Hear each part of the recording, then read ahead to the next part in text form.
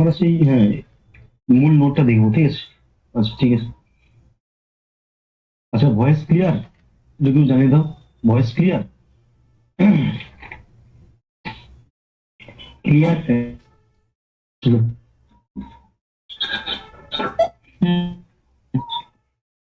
চলো, আচ্ছা মিউট করে দাও সুশান। ঠিক আছে ঠিক আছে, চলো শুরু করে দিয়েছি, ঠিক আছে? এটা ধ্বনি পরিবর্তনের চ্যাপ্টার। আমরা জানি যে ধ্বনি পরিবর্তন মানে যে কোনো টেটেই থাকে, ঠিক আছে? চাপার টেট কিংবা ঝাড়খণ্ড টেট, ঠিক আছে? এই ধ্বনি পরিবর্তন মানে ক্লাস করার আগে আমাদের জানতে হবে যে ধ্বনি কাকে বলে। ধ্বনি কাকে বলে?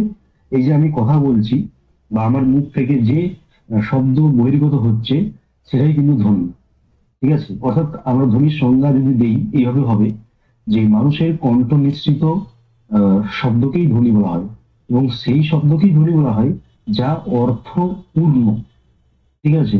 অর্থাৎ অর্থপূর্ণ হতে হবে ধ্বনিকে, তাহলেই সেটা শব্দকে অর্থপূর্ণ হতে হবে, তাহলেই সেটা কিন্তু ধ্বনি হবে। এই জন্য ধ্বনির সংজ্ঞায় বলা হয়েছে যে কোনো জীবজন্তু বা শিশুর কণ্ঠের যে শব্দগুলো, সেগুলোকে ধ্বনি বলা হয় না। একজন একটা শব্দ যখন অর্থপূর্ণভাবে প্রকাশ হবে তখন তাকে ধ্বনি বলা হয়, এবং এই ধ্বনিগুলোর যখন পরিবর্তন ঘটে তখন তাকে ধ্বনি পরিবর্তন বলে।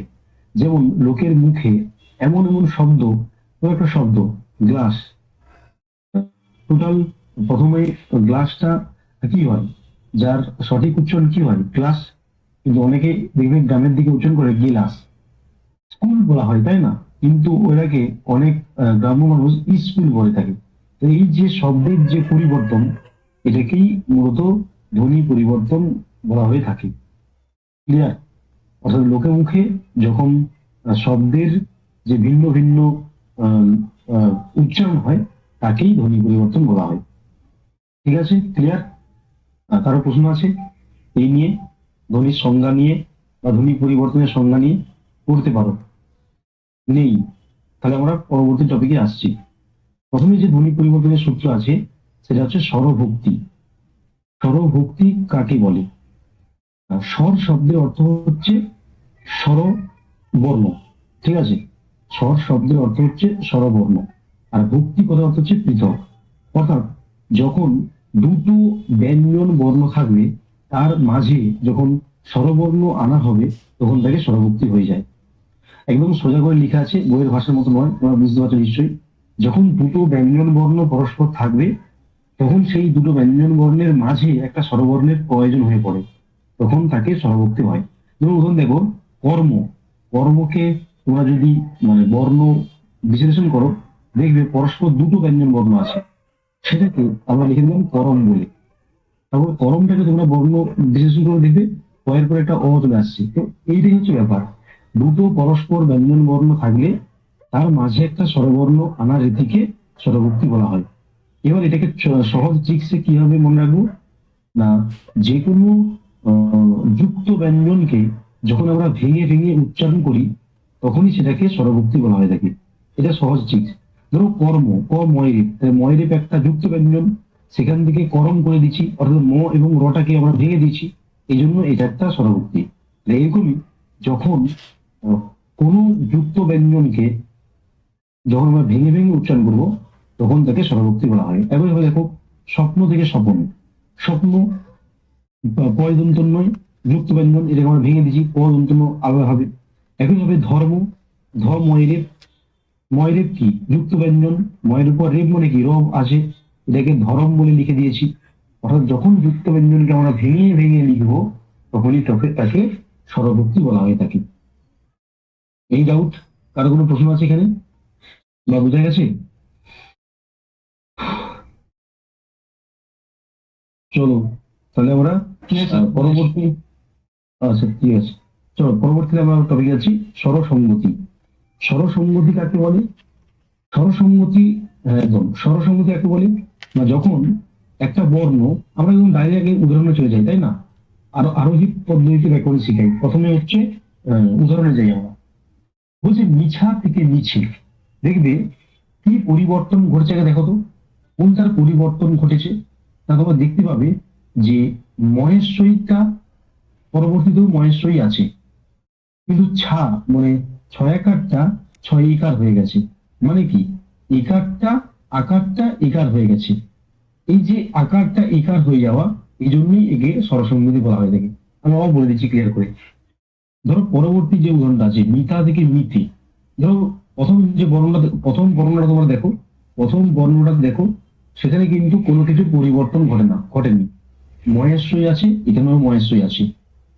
কিন্তু তা তয়কার তা ওটা তয়কার তে হয়ে গেছে। তার মানে কি, আকারটা ইকারে পরিণত হয়ে গেছে। এই জন্য এটা একটা একটা স্বরসংগতির উদাহরণ। কেন স্বরসংগতি বলা হচ্ছে? কারণ স্বরবর্ণের পরিবর্তন ঘটছে বলে, তাই না? স্বরবর্ণের, তাই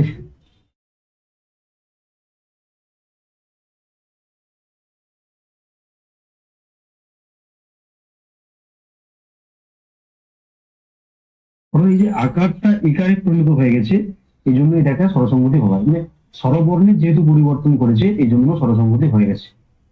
ঠিক আছে। এবার এই স্বরসংগতিকে দুভাগে মোটামুটি ভাগ করা যায়। এটা হচ্ছে প্রগত স্বরসংগতি, আর হচ্ছে পরাগত স্বরসংগতি। প্রগত মানে কি, যখন পূর্ব স্বরের প্রভাবে পরবর্তী স্বরের পরিবর্তন ঘটে, তখন থেকে প্রগত স্বরসংগতি বলা হয়। রিপিট, যখন প্রথমের স্বরের প্রভাবে মানে স্বরবর্ণের প্রভাবে পরবর্তী স্বরবর্ণের পরিবর্তন ঘটে, তখন থেকে প্রগত স্বরসংগতি বলা হয়। যেমন উদাহরণ দেখো, মিছা থেকে মিছে। দেখো মি মহেশ্বরী মি, এটা ঠিক আছে। পরবর্তীতেও দেখো মহেশ্বরী মি ঠিক আছে। কিন্তু এই নিজে ঠিক থেকে পরের স্বরটাকে পরিবর্তন করে দিচ্ছে। দেখো ছা মানে আকারটা এখানে ছে হয়ে গেছে, মানে একার একার হয়ে গেছে। আকারটা একার হয়ে গেছে। মানে কার প্রভাবে? আমি প্রগত স্বরসংগতির সাথে দাঁড়িয়ে দিন। প্রগত যে উদাহরণটা, যে ছাতা ছে হয়ে গেছে, তার মানে কি? তার মানে হচ্ছে পূর্ববর্তী স্বরবর্ণের প্রভাবে, পূর্ববর্তী হর্ষের প্রভাবে বা পূর্ববর্তী আকারের প্রভাবে, পূর্ববর্তী হর্ষের প্রভাবে আকারটা একার হয়ে গেছে। এই জন্য এটা একটা প্রবল স্বরসংগতি। মহেশ্বরী হর্ষই আছে, এই হর্ষইটা নিজে ঠিক আছে, কিন্তু কিন্তু সেই হর্ষইটা ঠিক আছে পরবর্তী আকারটাকে একারে পরিণত করে দিচ্ছে। এই জন্য এটা একটা পরবর্তী স্বরসংগতি। ক্লিয়ার প্রত্যেকে? কারো কোনো ডাউট থাকলে বলতে পারো, ঠিক আছে? ক্লিয়ার করে দিচ্ছি, ঠিক আছে। নেক্সট হচ্ছে নেক্সট হচ্ছে পরাগত স্বরসংগতি। পরাগত মানে কি, যখন পরের স্বরটার প্রভাবে পূর্ববর্তী স্বরের পরিবর্তন ঘটে। ধরো উদাহরণে আমরা চলে যাচ্ছি, ঠিক আছে। যেমন হচ্ছে সোনা থেকে সোনা, বা ডুবা থেকে ডুবা। দেখো তোমার, আচ্ছা আমি সোনা থেকে সোনা এই উদাহরণটা নিচ্ছি, ঠিক আছে।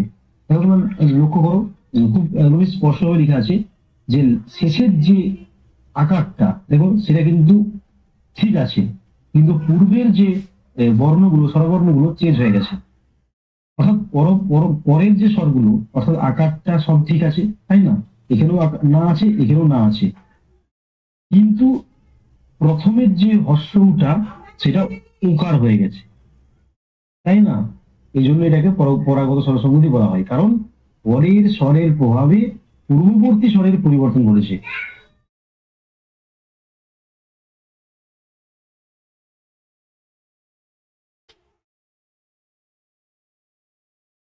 এই যে অর্থাৎ পরের যে স্বরের পরের পরের যে স্বর, দেখো আকারটা আছে পরের স্বর, সেই আকারটা মানে সুরক্ষিত আছে, কিন্তু তার পূর্বের যে বর্ণটাকে সেটাকে পরিবর্তন করে ফেলেছে। এই জন্য পরাগত স্বরসংগতি। প্লিজ কেউ জানাও, তোমরা বুঝতে পারছো তো? বোঝা গেছে সুসেন, বা প্রত্যেক বোঝা গেছে? হ্যাঁ হ্যাঁ হ্যাঁ, বুঝেছি স্যার। ওকে, তো এই জন্য একে পরাগত বলা হয়ে থাকে। চলো ঠিক আছে, এবার নেক্সট হচ্ছে এই যে নোটটা দিচ্ছি এর বাইরে কিছু পড়বে না কিন্তু, ঠিক আছে? বেশি করার দরকার নেই, সমস্যা হয়ে যাবে, ঠিক আছে? এইগুলো এই কনসেপ্ট গুলো করলেই হয়ে যাবে, ঠিক আছে। নেক্সট হচ্ছে অপিনিহিতি, ঠিক আছে। ওকে ওকে, অপিনিহিতি খুবই সোজা জিনিস, এবং অপিনিহিতিটা পড়বে কিন্তু পরীক্ষায়। দেখবে প্রথমত বর্ণ বিশ্লেষণ তো আমরা সবাই জানি করতে, তাই না? যেমন ধরো আজি, এটা যদি বর্ণ বিশ্লেষণ করে কি হয়, আ যুক্ত বর্তজ্য যুক্ত হর্ষই, সিম্পল, তাই না? তো এগুলো নিয়ে আমি আর বেশি বলছি না। তো যখন একটা শব্দের মধ্যে হম হর্ষই বা হর্ষ সে পরে আছে কিন্তু হঠাৎ করে এগিয়ে যায়, তখন অপিনিহিতি হয়ে যায়। বইয়ের মতো উদাহরণ মনে রাখার দরকার নেই, জাস্ট এইভাবে মনে রাখো যে একটা শব্দ দিল, ঠিক আছে। তুমি দেখতে পাচ্ছ সেই শব্দটা প্রথমে যেটা দিয়েছে সেটা তাতে হর্ষই বা হর্ষ অনেক দূরে আছে, কিন্তু দেখার দিনের পর যেটা লেখা হচ্ছে সেইখানে কিন্তু হস্যই বা হস্যটা এগিয়ে এগিয়ে আসছে। তো যখন একটা শব্দের মধ্যে হস্যই বা হস্য এগিয়ে আসবে তার নিজের স্থান থেকে অনেকটা এগিয়ে আসবে, তখন অভিনিহিতি হয়। যেমন উদাহরণ দেখো, আজি থেকে আইজ, এই জন্য আমি বললাম যে আজি থেকে বর্ণ বিশ্লেষণ করো, কি হয় আ যুক্ত যুক্ত হস্যই, অর্থাৎ এখানে হস্যইটা কোথায় আছে, এবং লাস্টে আছে, শেষে আছে। কিন্তু গেটার দেনের পরে আমি কি করে দিচ্ছি, আইজ করে দিচ্ছি। তার মানে কি, শেষে হস্যই ছিল কিন্তু সে অনেকটা স্টেপ জাম্প করে একদম আগে অনেকটা এগিয়ে গেছে, তাই না? এই যে হস্যই বা হস্য তার নির্দিষ্ট, তার নির্ধারিত স্থানের বদলে যে এগিয়ে আসার যে প্রবণতা, তাকে বলা হয় অতিনিহিতি। এটা হস্যই এবং হস্যের ক্ষেত্রেই হবে। আবার দেখো হস্য একটা উদাহরণ, সাধু থেকে সাউদ, সাধুর বর্ণ বিশ্লেষণ কেউ করতে পারবে? Anybody, anyone? সাধু বর্ণ বিশ্লেষণ কেউ করতে পারবে? স ধ যুক্ত দন্তস্ব যুক্ত আ যুক্ত ধ যুক্ত হর্ষ সমান সাধু। তাহলে প্রথমে সাধুটা কোথায় আছে, হর্ষটা কোথায় আছে? একেবারে অন্তঃস্থানে, মানে শেষ স্থানে। কিন্তু গেটার দিনের পর কি হয়েছে, সেই অন্তঃস্থানের বা শেষ স্থানের হর্ষটা অনেকটা এগিয়ে গেছে। এই যে হস্যই বা হস্য তার নির্ধারিত স্থান ছেড়ে এগিয়ে আসার যে প্রবণতা, তাকেই বলা হয় অভিনিহিতি। ক্লিয়ার? আরো অনেক উদাহরণ আছে, আমরা প্র্যাকটিস দিয়েছি, ঠিক আছে? ক্লিয়ার তো? তোমরা বলতে পারো, ঠিক আছে, কারো কোনো সমস্যা থাকলে, ঠিক আছে? কারণ এগুলা মানে দ্বিতীয়বার পড়ানো খুব মুশকিল হয়ে যায়, ঠিক আছে, এত বড় সিলেবাস, এই জন্য জেনে নেবে, ঠিক আছে? নেক্সট হচ্ছে অভিশ্রুতি। এটা খুব ইন্টারেস্টিং, যে অভিশ্রুতি দুভাগে বোঝানো যায়, ঠিক আছে? যে অভিনিহিতির পরবর্তী স্তরকেই অভিশ্রুতি বলা হয়, এটা একটা সাধারণ সংজ্ঞা। কিন্তু আমি এভাবে বলবো যে আমাদের কথ্য ভাষায় যে সমস্ত শব্দ বলা হয় সেগুলোকেই অভিশ্রুতি বলা হয়। অ্যাকচুয়ালি অভিনিহিতি প্রয়োগ করে কথা বলে পূর্ববঙ্গের লোক, মানে বাংলাদেশের লোক, ঠিক আছে, ওরা আজই বলে না, কিন্তু আমরা যখন আজই বলি বা আজ বলি, সরি, আমরা আজ বলি, ওরা কিন্তু বলে আইজ, ঠিক আছে? আমরা রাত বলি, বাংলাদেশের লোক বলে রাইত, ঠিক আছে? তো এই হচ্ছে ফ্যাক্টর। ও অ্যাকচুয়ালি অভিনিহিতি এসেছে পূর্ববঙ্গের উচ্চারণ থেকে, মানে বর্তমান বাংলাদেশের উচ্চারণ থেকে। আর অভিশ্রুতি কি হবে? অভিশ্রুতি হচ্ছে বর্তমান পশ্চিমবঙ্গের যে মানে বাংলা ভাষা যেভাবে আমরা কথা বলি মার্জিত ভাবে, তার উদাহরণ হচ্ছে অভিশ্রুতি। বুঝে গেল? যেমন আইসা এসা এসে, অর্থাৎ পূর্ববঙ্গ অর্থাৎ বাংলাদেশের লোক এসেটাকে আইসা বলে, ঠিক আছে, এবং আমরা বলি এসে। আমি কিভাবে মনে রাখবো? অর্থাৎ আমরা পশ্চিমবঙ্গের মানুষ যে যে ভাষায় কথা বলি, অ্যাকচুয়ালি সেটাই হচ্ছে অভিশ্রুতি, ঠিক আছে? আর অভিশ্রুতি হচ্ছে অভিনিহিতির ঠিক পরের স্টেপটা। যেমন কালি যদি, কালি কাইল কাল, কাইল যদি অভিনীত হয়, কাল হচ্ছে বাংলা যেহেতু ভাষা, জন্য অভিশ্রুতি, ঠিক আছে? আজই আইজ আজ, দেখবে যারা বাংলাদেশের লোক তারা হচ্ছে আজটাকে আইজ বলে, আইজ বলেন, ঠিক আছে, কিন্তু আমরা বলি আজ। আমরা যে ভাষায় কথা বলি সেটা হচ্ছে অভিশ্রুতি। আর যেটা হর্ষই বা হর্ষ যোগে যেটা তৈরি হয় সেটা হচ্ছে পূর্ববঙ্গের মানুষদের ভাষার উদাহরণ, অর্থাৎ অভিনিহিতি। আর কোনো সমস্যা আছে? নেক্সট নেক্সট হচ্ছে অন্তস্থ শ্রুতি বা এবং অন্তস্থ বশ্রুতি, অর্থাৎ অন্তস্থ শ্রুতি এবং বশ্রুতি। শ্রুতি মনে হচ্ছে আশা, বুঝলো তো? শ্রুতি মনে হচ্ছে কোনো বর্ণের আশা বা কোনো বর্ণের উভয় ভাগকে শ্রুতি বলা হয়। শ্রুতি দু প্রকার, একটা হচ্ছে অন্তস্থ শ্রুতি, একটা হচ্ছে বশ্রুতি, ঠিক আছে? আচ্ছা, তার প্রথম হচ্ছে অন্তস্থ শ্রুতি। কাকে বলে? না, যখন দেখবে দুটি স্বরবর্ণ পরস্পর আছে কোন একটা শব্দের মধ্যে, ঠিক আছে, তখন তাদের মাঝে একটা ব্যঞ্জন বর্ণ আনতে হয়। সেই ব্যঞ্জন বর্ণ আনন্দের রীতিকেই বলা হয় শ্রুতি বা অন্তঃশ্রুতি। যেমন ধরো আমরা যেভাবে কথা বলি, মা যুক্ত এর, মা যুক্ত এর, এখান এই দুটো যদি শব্দকে আমরা যুক্ত করি কি হয়, মায়ের হয়ে যায়, তাই না? কিন্তু যেটা আমি বলছি আমাদের সূত্র, মা শব্দকে বর্ণ বিশ্লেষণ করলে কি হয়, ম যুক্ত আ, তাই তো? তাহলে মায়ের মা শব্দের শেষে কি আছে, কোন স্বরবর্ণ আছে, আ আছে। তারপরেও দেখো এ আছে, মানে পরপর দুটো স্বরবর্ণ আছে। আমি কি বলছি, পরপর দুটো স্বরবর্ণ থাকলে এর মাঝে একটা ব্যঞ্জনবর্ণ আনতে হয়। যে মা যুক্ত এর সমান মায়ের, দেখো এটা অন্তস্থ আসে, এই জন্য এটা অন্তস্থ। সহজ দিক কিছুই নয়, দেখবে হঠাৎ করে গিটার দিনের পর যদি অন্তস্থ বর্ণের আগম ঘটে, তখন তোমরা বুঝে অন্তস্থ শুদ্ধি করে দিবে, ঠিক আছে? আবার বলছি, যখন দেবে গ্রেটার দেনের পর হঠাৎ করে অন্তস্থ এসে গেছে কিন্তু পূর্বের বর্ণে কোনো অন্তস্থ নেই, তখন সেটা অন্তঃশ্রুতি করে দিবে। বোঝা গেল? ক্লিয়ার? আচ্ছা, এই নোটে বসতিটা আমি মানে লিখতে ভুলে গেছি, ঠিক আছে? এটা নোটটা দেওয়ার সময় আমি ওটা অ্যাড করে দেবো, ঠিক আছে? লিখে দেবো, ঠিক আছে? ঠিক আছে, ওটা কিছুই নয়। হঠাৎ করে যখন বয়ের আগমন ঘটে তখন আমরা তাকে বসতি বলি, ঠিক আছে? জাস্ট রাখো, পূর্ব বর্ণের বা পূর্ববর্তী সরি গ্রেটার দেনের আগে যেটা থাকবে, হুম, সেখানে ব থাকবে না, কিন্তু তার পরবর্তী গ্রেটার দেনের পরে যে যে শব্দ থাকবে সেখানে হঠাৎ করে ব এসে যাবে, ঠিক আছে? তখন সেটা বসতি হয়ে যায়। একই ভাবে অন্তস্থের আগমন যখন ঘটে তখন থেকে আমরা অন্তস্থ শ্রুতি বলে থাকি, ঠিক আছে? তো নেক্সট, সমীভবন বা সমীকরণ বা ব্যঞ্জন সঙ্গতি, ঠিক আছে? এটা কি জিনিস? স্বরসঙ্গতিতে যেমন স্বরবর্ণের পরিবর্তন ঘটেছিল বলে তাকে স্বরসঙ্গতি বলেছি, সমীভবনে তার মতোই, কিন্তু এখানে শুধুমাত্র ব্যঞ্জন বর্ণের পরিবর্তন ঘটে, ঠিক আছে? স্বরবর্ণের পরিবর্তন ঘটলে স্বরসঙ্গতি, আর ব্যঞ্জন বর্ণের পরিবর্তন ঘটলে ব্যঞ্জন সঙ্গতি বা সমীকরণ বা সমীকরণ, ঠিক আছে? এই সমীকরণ বা সমীকরণ এগুলোও কিন্তু মোট প্রাথমিকভাবে দু প্রকার। একটা হচ্ছে প্রগত স্বরসঙ্গতি, প্রগত সমীভবন, আর হচ্ছে পরাগত সমীভবন। প্রগত শব্দের অর্থ আমরা আগেই জেনেছি যে প্রগত শব্দের অর্থ হচ্ছে পূর্ব স্বরের প্রভাবে পরবর্তী স্বরবর্ণের পূর্ববর্তী ব্যঞ্জন ধ্বনির প্রভাবে যখন পরবর্তী ব্যঞ্জন ধ্বনির পরিবর্তন ঘটে তখন তাকে প্রগত সমীভবন বলা হয়। যেমন দেখো পদ্ম, দেখবে পদ্ম শব্দটাকে অনেকে পদ্ম বলে বলে থাকেন, অনেকে বলে পদ্মা, ঠিক আছে? এখন তারা অনেকে উচ্চারণ করছে বিভিন্ন ভাবে, যার যেমন ইচ্ছা, ঠিক আছে? ঠিক আছে, দুটা অনন্য সম্ভাবনা আছে, ঠিক আছে? কিন্তু প্রাথমিকভাবে দুটো আছে, ঠিক আছে? এটাকে নিয়েছি, ঠিক আছে? বেশি হয়তো মানে যে ক্লাসিফিকেশন গুলো সেটা পড়ে না, ঠিক আছে, পরীক্ষায়। আমি যেগুলো বামনদেব যেটা ফোকাস করেছি আমি সেটাকেই নিয়েছি, ঠিক আছে? আমাদের যে বুকস আছে বামনদেব, তুমি যেটাকে দেখেছো আমি সেটাকে নিয়েছি, ঠিক আছে? তাও বলে দেবো, ঠিক আছে? ধরো, প্রগত মনে হচ্ছে পূর্ববর্তী ধ্বনির প্রভাবে যখন পরবর্তী ধ্বনির পরিবর্তন ঘটে। যেমন পদ্ম, দেখো এটা খুব ইন্টারেস্টিং। দ কোথায় আছে না, দ হচ্ছে প্রথমে আছে, ম হচ্ছে নিচে আছে। তাহলে কি হলো, পূর্ববর্তী দয়ের প্রভাবে পরবর্তী মটা দ হয়ে গেছে, তারপরে এটা প্রগত সমীকরণ।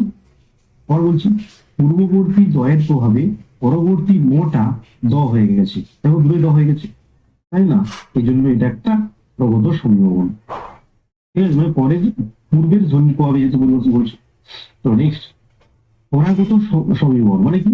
এখানে কি হয়েছে, এখানে পরের বর্ণের প্রভাবে তার আগের বর্ণটা সেই বর্ণে হয়ে গেছে। যেমন গল্প থেকে গপ্প, আচ্ছা গল্প মানে কি? প্রথমে ল, তারপরে তো প, কিন্তু তার সেখান থেকে কি হয়েছে, গপ্প হয়ে গেছে, গ পয় পয়। তার মানে কি, পরবর্তী পয়ের প্রভাবে লটা প হয়ে গেছে, পরবর্তী পয়ের প্রভাবে লটা প হয়ে গেছে, আমরা এটা পরাগত সমীকরণ, তাই না? আমি একটু জাস্ট আমি রিপিট করে দিচ্ছি যে পূর্ববর্তী ধ্বনির প্রভাবে যখন পরবর্তী ধ্বনির পরিবর্তন ঘটবে তখন থেকে প্রগত বলা হয়। যখন পদ্ম থেকে পদ্ম, এখানে পূর্ববর্তী দয়ের প্রভাবে মোটা দ হয়ে গেছে, এবং পরবর্তী ধ্বনির প্রভাবে যখন পূর্ববর্তী ধ্বনির পরিবর্তন ঘটে তখন তাকে বলা হয় পরাগত। যেমন গল ওয়াইপয় গল্প, এখানে পটা লাস্টে আছে, এই শেষ স্থানে পয়ের প্রভাবে লটাও প হয়ে গেছে, এই জন্য এটা একটা পরাগত। চলো নেক্সট, নেক্সট হচ্ছে বিষমী ভবন। নেক্সট হচ্ছে বিষমী ভবন। বিষমী কাকে বলে বুঝতে হবে যে পরপর যখন দুটো সমবর্ণ থাকবে, পরপর যখন দুটো সমবর্ণ থাকবে, পরপর দুটো যখন সমবর্ণ থাকবে তার যখন একটা পরিবর্তিত হয়ে যাবে তখন তাকে বিষমী ভবন বলা হয়। বুঝতে পারছি? যেমন লাল, দুটো সমবর্ণ আছে ধরেই ল, তার দেখবে একটা যখন পরিবর্তন হয়ে গেছে, তখন তাকে বিষমীভবন বলা হয়। ছিল লাল হয়ে গেল নাল। আবার দেখো শরীর, দেখো অনেকে দেখবে শরীরকে শরীর বলে থাকে, নদিয়া নদিয়া এই ডিস্ট্রিক্টের দিকে, হম, শরীর থেকে শরীর, ঠিক আছে? র দুটো সমবর্ণ, তার একটা ভ্যানিশ হয়ে গেছে এবং এটা অন্য বর্ণ হয়ে গেছে, এই জন্য এটা একটা বিষয়বর্ণ। বিষয়বর্ণ কাকে বলে এভাবে মনে রাখবে, দুটো সমবর্ণের যখন একটি পরিবর্তিত হয়ে যায় তখন তাকে বিষয়বর্ণ বলা হয়। ক্লিয়ার? পরবর্তী নেক্সট হচ্ছে বর্ণ বিকার। এখান থেকে একেবারে সূক্ষ্ম পার্থক্য আছে কিন্তু আগে যেটা বললাম তার থেকে। এখানে কি হয়, এখানে এটাই হয় যে এখানে কোনো দুটো সমবর্ণ থাকে না, এখানে কোনো দুটো সমবর্ণ থাকে না, কিন্তু যে কোনো একটার পরিবর্তন হয়ে যায়, এই জন্য একে বলা হয় বর্ণবিকার। আর বলছি, বিষমবিভাবনে যেমন দুটো সমবর্ণের মধ্যে একটি পরিবর্তন হয়ে যায়, কিন্তু বর্ণ বিকারে এরকম হয় না। বর্ণ বিকারে কি হয়, বর্ণ বিকারে দুটো বিষম বর্ণের মধ্যে বা দুটো আলাদা আলাদা বর্ণের মধ্যে একটি পরিবর্তন হয়ে যায়। যেমন ছিল 60 হয়ে গেল 60, ছিল 5 হয়ে গেল 5, ছিল ধোপা ধোপা হয়ে গেল ধোপা, মানে যে কোনো একটি পরিবর্তন হলে তখন তাকে বর্ণ বিকার বলা হয়। ঠিক আছে, এবং দুটো সমবর্ণ থাকে না কিন্তু। ক্লিয়ার? পরবর্তী এবং হয়তো শেষ শেষ বর্ণ বিপর্যয়। বর্ণ বিপর্যয়ের অপর নাম হচ্ছে বর্ণ বিপর্যাস। এটাও তোমরা কারেকশন করে নেবে, ঠিক আছে? এর অপর নাম কিন্তু বর্ণ বিপর্যাস। কাকে বলি, মানে একটা বর্ণের মধ্যে যখন, একটা শব্দের মধ্যে যখন বা একটা পদের মধ্যে যখন বর্ণগুলো পরস্পর স্থান বিনিময় করে, তখন থেকে বর্ণ বিপর্যয় বলা হয়। দেখবে বাক্সকে অনেক গ্রামের লোক বাস্ক বলে থাকে, রিক্সাকে বলে রিক্সা। ঠিক আছে, অরিজিনাল উচ্চারণ হচ্ছে রিক্সা, কিন্তু উচ্চারণ করে রিক্সা বলে। ঠিক আছে, আবার দেখবেন অনেকে দাগাকে বলে গাদা। ঠিক আছে, তো এই যে বর্ণগুলো কোথাও চলে আসে না কিন্তু, কিন্তু পরস্পর স্থান বিনিময় করছে, স্থান পরিবর্তন করছে। ঠিক আছে, তারা যে স্থানে ছিল সেই স্থানটা শুধু পরিবর্তন করে করছে পরস্পর, এই জন্য এটাকে বলা হয় বর্ণ বিপর্যয় বা বর্ণ বিপর্যাস। ক্লিয়ার করতে গেলে, এবং শেষ শেষ মনে হচ্ছে আরো কিছু আছে হয়তো। নেক্সট হচ্ছে বর্ণাগম। বর্ণাগম মানে কি, যখন বর্ণের আগম ঘটে। বর্ণাগম মনে হচ্ছে এখন বর্ণের আগম ঘটে, কিছুই নয়। এবং এই বর্ণাগম হচ্ছে মোট 3 প্রকার হয়।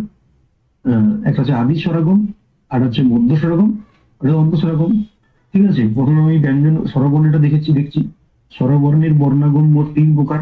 আদি স্বরাগম, আমরা জানি যে বাংলা ব্যাকরণের আদি শব্দের অর্থ কি, কে বলতে পারবে? বাংলা ব্যাকরণের আদি শব্দের অর্থ প্রথম স্থান, তাই না?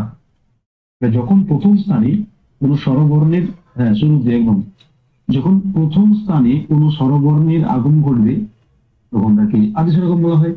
যেমন আমরা সকলে জানি একটা, মানে উদাহরণ, আমরা অনেকে স্কুলকে স্কুল বলে থাকি, তাই না? আমরা নয়, মানে যারা গ্রামের একটু লোক মানুষজন, ঠিক আছে, স্কুল থেকে অনেকে স্কুল বলে থাকে। এই যে হঠাৎ করে কোনো কারণ চাই একটা শব্দের আগে হর্ষইকে নিয়ে চলে আসা, এবং হর্ষই একটা স্বরবর্ণ, এই জন্য এটা আদি স্বরগম।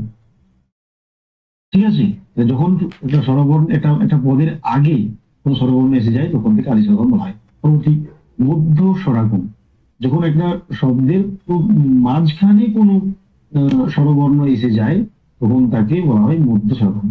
ছিল নয়ন হয়ে গেল নয়ান। প্রশ্ন আমরা দেখতে পাচ্ছি অন্তঃস্থর কাছে কাক হয়ে যাচ্ছে, আকার মনে আকার স্বরবর্ণ, এই জন্য এটা মধ্য স্বরাগম, তাই না? চলো নেক্সট, অন্ত স্বরাগম। আমরা জানি বাংলা ব্যাকরণে অন্ত শব্দের অর্থ হচ্ছে শেষ বা একেবারে অন্তিম স্থান। ছিল সত্য হয়ে গেল সত্যি। দেখো একটা হস্যই হঠাৎ করে চলে এসছে না, ছিল সত্য হয়ে গেল সত্যি, একটা হস্য আসছে না একেবারে শেষ স্থানে। আচ্ছা, কি করে বুঝবো এটা শেষ স্থানে এসেছে, কে বলতে পারবে? এটাকে বর্ণ বিশ্লেষণ করবে, দেখবে একদম লাস্টে কিন্তু হস্যই আসছে। দেখো ছিল জমাট হয়ে গেল জমাটি, এটা তো বোঝাই যাচ্ছে যে জমাটের কোনো অর্থ ছিল না, কিন্তু একেবারে অন্তঃস্থানে একটা হস্য এসে গেছে, তাই না? এই জন্য এটা একটা তোমার হচ্ছে অন্তঃস্বরাগম। নেক্সট, এবার একইভাবে ব্যঞ্জনাগম হয়, অর্থাৎ ব্যঞ্জন বর্ণের আগম ঘটে, এবং 3 প্রকার সেটা। আদি ব্যঞ্জনাগম, মধ্য ব্যঞ্জনাগম, অন্ত ব্যঞ্জনাগম। আদি ব্যঞ্জনাগম কাকে বলে, যখন কোনো শব্দের আদিতে কোনো ব্যঞ্জন বর্ণ আসে, যেমন ছিল ওঝা হয়ে গেল রোজা, রয়ের হঠাৎ করে আগম ঘটে গেছে, এই জন্য এটা একটা আদি ব্যঞ্জনাগম, তাই না? ছিল ওঝা, কোথাও কোনো অনুচ্ছেদ হয়নি, কিন্তু হঠাৎ করে ও ও এর জায়গায় র এসে গেছে। ঠিক আছে, এই জন্য এটা একটা আদি ব্যঞ্জনাগম। পরবর্তী মধ্য ব্যঞ্জনাগম কাকে বলে, যখন একইভাবে কোনো মধ্যস্থানে কোনো স্বরবর্ণ ব্যঞ্জন বর্ণের আগম ঘটে। ছিল অম্ল হয়ে গেল অম্বল। দেখো অম্ল ছিল হয়ে গেল অম্বল, মানে কি একেবারে একেবারে মাঝখানে, হ্যাঁ একেবারে মাঝখানে ব ধ্বনির আগম ঘটছে, ব ব্যঞ্জন ধ্বনি, এই জন্য মধ্য ব্যঞ্জনাগম। এবং শেষ অন্ত ব্যঞ্জনাগম। শেষ অন্ত ব্যঞ্জনাগম কাকে বলে? যখন শব্দের একেবারে শেষ স্থানে কোনো ব্যঞ্জন বর্ণ আসে, যেমন হচ্ছে ধনু। অনেকে ধনুককে ধনু বলে থাকেন, আবার অনেকে ধনুকে ধনুক বলে থাকেন। কিন্তু হঠাৎ করে লাস্টে গেটার দিনের পর একটা ক এসে গেল, ক একটা ব্যঞ্জন ধ্বনি এবং অন্তস্থানে এসেছে, মানে শেষ স্থানে, এই জন্য এটা একটা অন্ত ব্যঞ্জনাগম। ঠিক আছে? হ্যাঁ, অবশ্যই অঙ্কন। দেখো, ওঝা থেকে রোজা। ওঝা বলেন কি? ও ঝয়াকার ওঝা, তাই না? ও হচ্ছে বর্গের বর্ণ, এই শব্দটার প্রথমে আছে, কিন্তু গ্রেটার দেনের পর দেখছি যে ওটা ভ্যানিশ হয়ে গেছে এবং রয়ের আগমন ঘটছে, এবং র একটা কি ব্যঞ্জন বর্ণ। মানে হঠাৎ করে যে শব্দের আদিতে একটা ব্যঞ্জন বর্ণ এসেছে, এই জন্য একটা আদি ব্যঞ্জন বর্ণ। ঠিক আছে? তো নেক্সট, বর্ণ দীপ্ত। দীপ্ত মানে হচ্ছে, নেক্সট হচ্ছে বর্ণদীপ্ত। বর্ণদীপ্ত মানে হচ্ছে, মানে কোনো একটা শব্দকে যখন ডবল উচ্চারণ করা হয় তখন তাকে বর্ণদীপ্ত হয়ে থাকে। দীপ্ত মানে ডবল, টুইন আর কি। ঠিক আছে? কিছু নেই এটা। সোজা, ছিল সকাল হয়ে গেল সকাল। দেখো কটা আমরা ডবল উচ্চারণ করছি, ছিল সকাল হয়ে গেল সকাল। ঠিক আছে? পরবর্তী, পরবর্তী তোমার হচ্ছে পাকা। ছিল পাকা, পয়াকার পয়াকার, হ্যাঁ, হয়ে গেল হচ্ছে পাক্কা। এর মানে কি? এর মানে হচ্ছে, এর মানে হচ্ছে একটা ক ধ্বনিটাকে আমরা ডবল উচ্চারণ করছি, তাই না? এই জন্য এটা হয় বর্ণদীপ্ত। দীপ্ত মানে দুই আর দুবার উচ্চারণ করা। ঠিক আছে?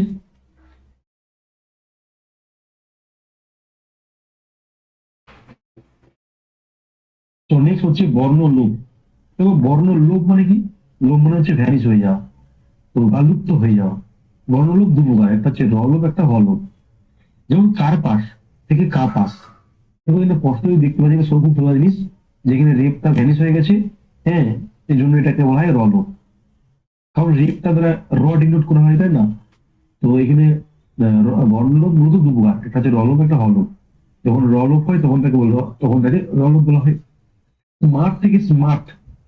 ছিল স্মার্ট, বলছো মনে টয় রেপ, হয়ে গেছে স্মার্ট। এখানে কিন্তু রেপ উঠে গেছে, ভ্যানিশ হয়ে গেছে, এই জন্য রলোপ। একইভাবে ফলো, ফলাহার। ফলাহারকে অনেকে উচ্চারণ করে ফলার। তো ওইটা দিনের পর যেহেতু ফলার হয়ে গেছে, সেহেতু এটা একটা কি ফলক ঘটেছে।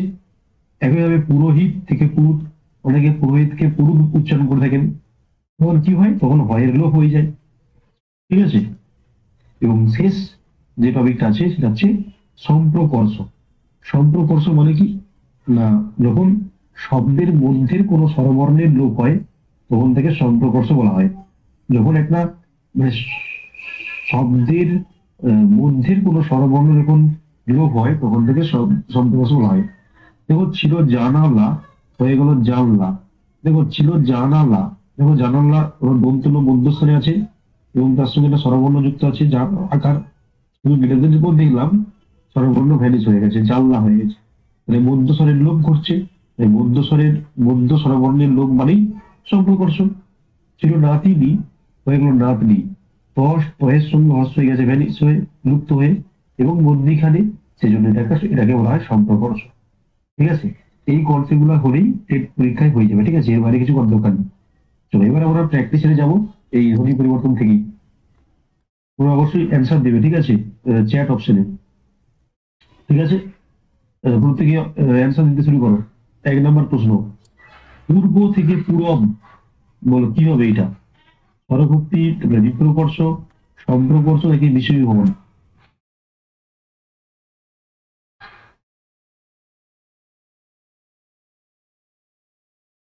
অ্যান্সার আসছে, চলো চলো।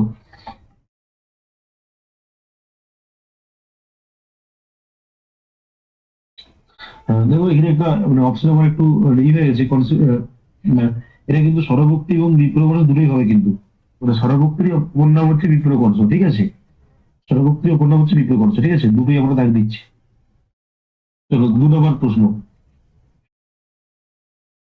পিপা থেকে পিপি, এটা কি জাতীয় ধ্বনি পরিবর্তন? এই আমরা বুঝলাম। তোমরা চেষ্টা করো। এটা সমীভবন, ব্যঞ্জন সঙ্গতি, স্বরসঙ্গতি, নাকি সব ঠিক? কোনটি হবে?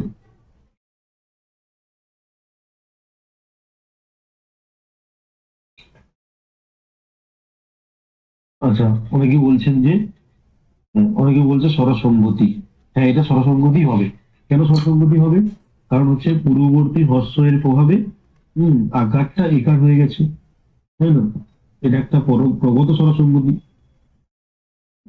আচ্ছা, 3 নম্বর প্রশ্ন, দে আল থেকে দে আল, এটা কি হবে?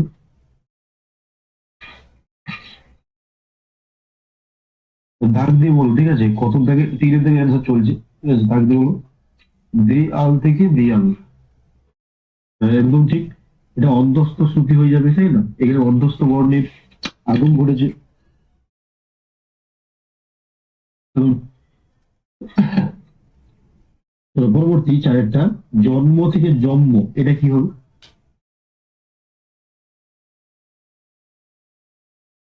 চারেরটা হলো জন্ম, এটা কি হবে?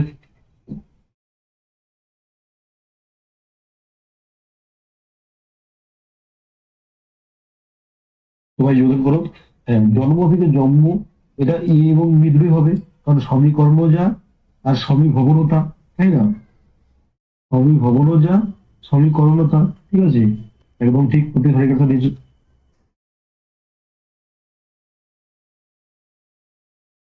নেক্সট, লেবু থেকে, সরি, সীমা থেকে সীমানা, এটা কি হবে? 5 নম্বর, সীমা থেকে সীমানা।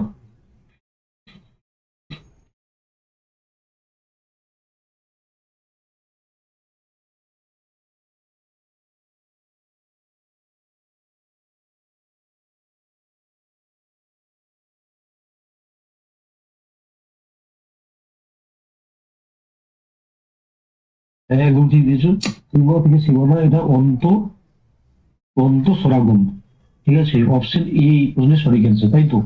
একদম, অন্ত সরাগম, যেহেতু আকারটা এসেছে, আকারটা সরাগম। নেক্সট, 6 নম্বর, লেবু থেকে লেবু, এটা কি হবে?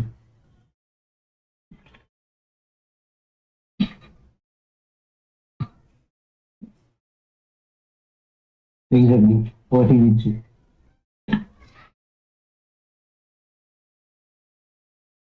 লেবু থেকে লেবু কি হবে এটা? এটা হবে বর্ণ বিকার, একদম ঠিক দিচ্ছি। কারণ যেহেতু বিষম বর্ণ দুটো, তার একটা পরিবর্তন হয়েছে, সেজন্য এটা বর্ণ বিকার হবে, একদম ঠিক। স্যার বি হবে না স্যার? কোনটা? না না, বি কেন হবে? আহ, যে সময় বর্ণ বিপর্যয় কখন হয়? যখন আহ, বর্ণগুলো পরস্পর স্থান পরিবর্তন করে, তখন বর্ণ বিপর্যয় হয়, ঠিক আছে? মানে বর্ণ ভ্যানিশ হয়ে যায় না, বর্ণ স্থান পরিবর্তন যখন করে, তখন তাকে বর্ণ বিপর্যয় বলে। যেমন বাতাসা থেকে বাসাতা, তাই না? এখানে তো দুটো বর্ণের যে কোনো একটা ভ্যানিশ হয়ে গেছে, এই জন্য এটা বর্ণ বিকার, বুঝেছো? আর স্যার, পাঁচের তাই তো, পাঁচেরটা কি বলছো? সীমা থেকে সীমা না, না, সীমা, সীমা থেকে সীমা না, দাঁড়াও ভাবলো, সীমা থেকে সীমা না। হ্যাঁ হ্যাঁ হ্যাঁ, এটা কিন্তু ঠিক বলেছে তুমি। এটা কিন্তু অন্ত ব্যঞ্জনাগম হবে গো। পাঁচেরটা ডি হবে, সরি সরি সরি, পাঁচেরটা ডি হবে, ঠিক আছে? যেহেতু এটা দন্ত দিয়ে আগম করছে, ঠিক আছে? ঠিক আছে। আচ্ছা, চলো নেক্সট।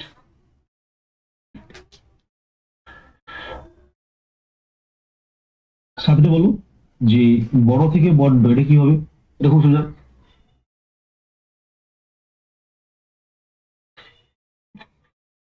কি হবে বড় থেকে বড্ড?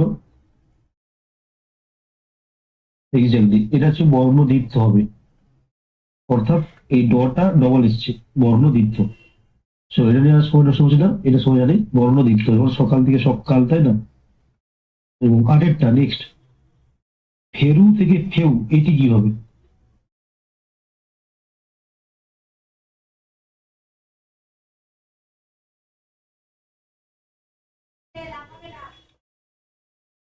হ্যাঁ, এবং ঠিক, ফেরু থেকে ফেউ হচ্ছে রল, ঠিক আছে?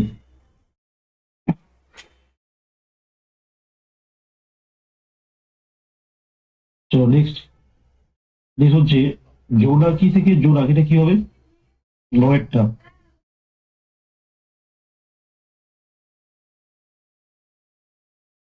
নয়েরটা দেখে দাও, জোনাকি থেকে জোনাক। এটা এখন ঠিক বলছি প্রত্যেকে। সি কেন হবে? জোড়াকি থেকে জোড়াকিটা শব্দবর্ষ হবে, মধ্যিকালের স্বরবর্ণর লোপ ঘটেছে দেখো, ঠিক আছে, এটাও সম্প্রকর্ষ, ঠিক আছে। এবং লাস্ট প্রশ্ন, আজি থেকে আইজ, এটা কি হবে?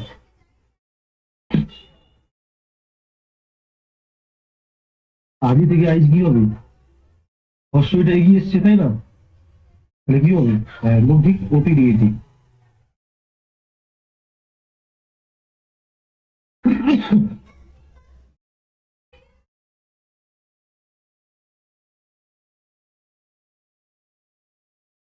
তবে অতি দিয়েছি, ঠিক আছে।